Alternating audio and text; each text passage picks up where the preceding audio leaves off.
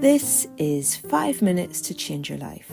My name is Joanne Mallon. I'm an author and coach. I love helping people make wee changes that make a massive difference in their lives. Give me 5 minutes of your time today.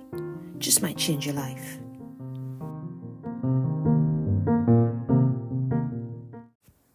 Hey, hello, what about you? First up, I want to say thank you so much for being so incredibly welcoming to the start of this season 9. Wow, that's a lot.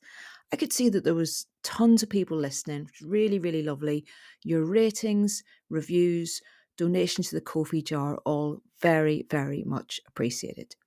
So today I have a question that I want to give to you, and I hope that this will be useful to you in many situations. And it's this: anytime you're wanting to change something in your life, say some kind of lifestyle change you might be making, or you're adopting a new habit to help yourself become healthier, happier, whatever.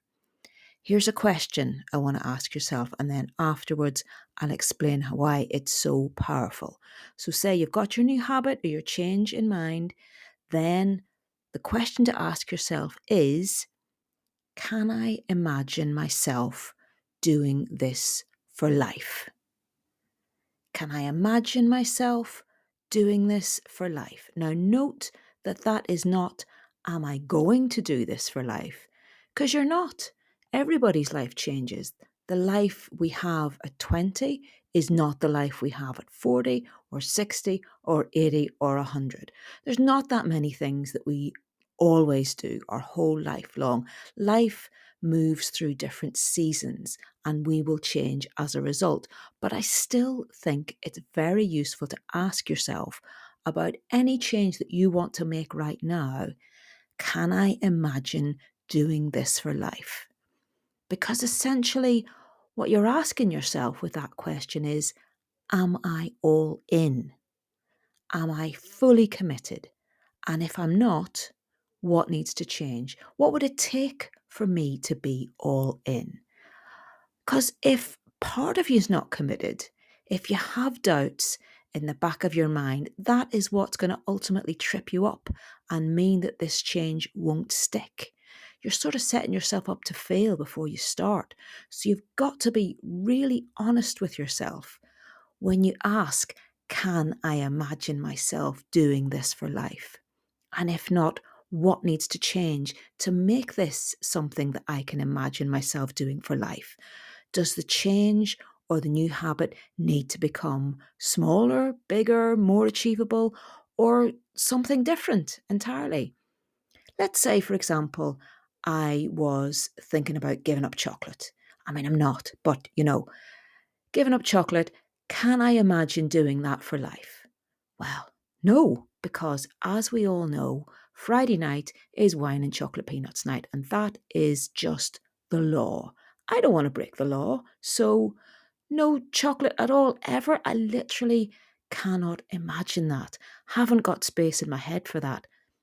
However, chocolate just at the weekend, just on a Friday night, that I can imagine. I'm not going to get arrested for that particular thing. That feels real to me. When something feels real, when you can see it and embrace it as part of your story, then you're so much closer to making it happen. And yes, I know there will be life changes that are more challenging and that you might have to just take a one day at a time kind of attitude to.